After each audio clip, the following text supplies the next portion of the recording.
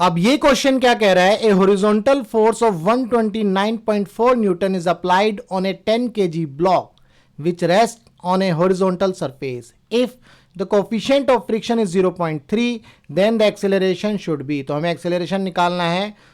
तो ऐसा समझ लेते हैं, ये हॉरिजॉन्टल सरफेस है, इसके ऊपर एक ब्लॉक है जिसका मास है 10 kg का। ये मास है जी 10 kg का। इसके ऊपर एक फोर्स लगाया जा रहा है राइट डायरेक्शन में जिसकी वैल्यू है 129.4 न्यूटन की। जो ब्लॉक है और सरफेस है इसके बीच में एक कोफिशिएंट ऑफ फ्रिक्शन लग रहा है जिसकी वजह से फोर्स ऑफ फ्रिक्शन आएगा स्मॉल एफ, जो कि होगा हमारा mu into N normal reaction, जो कि यहाँ पर इस तरह से लगेगा नॉर्मल रिएक्शन आपका, और ये आपका वेट होगा। ठीक है जी। तो म्यू इंटू एन यानी कि mu into m g. Clear है। तो यहाँ पर फोर्स आ गया। अब इसके अंदर क्या एक्सीलरेशन आएगा वो हमें निकालना है। एक्सीलरेशन राइट डायरेक्शन में आ गया। ठीक है। तो अब हम फोर्सेस को बैलेंस करेंगे तो ये हो जाएगा plus F minus small F, ये force of friction that is equal to M A.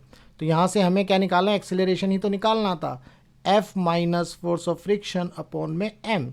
तो फोर्स ऑफ फ्रिक्शन कैसे निकालेंगे वो अभी हम देखेंगे।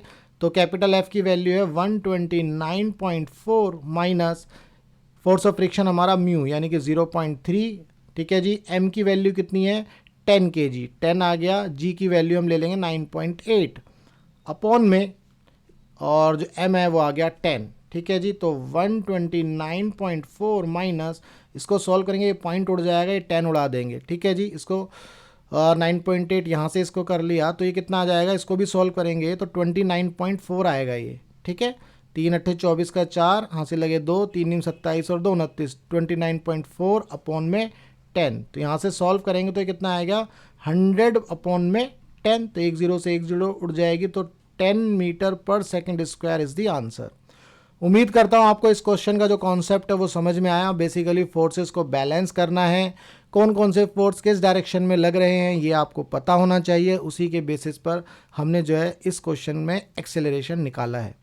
अगर कॉन्सेप्ट क्लियर हुआ तो वीडियो को लाइक करना और चैनल को सब्सक्राइब करना मत भूलिएगा। मिलेंगे हम अपने नेक्स्ट क्वेश्चन में।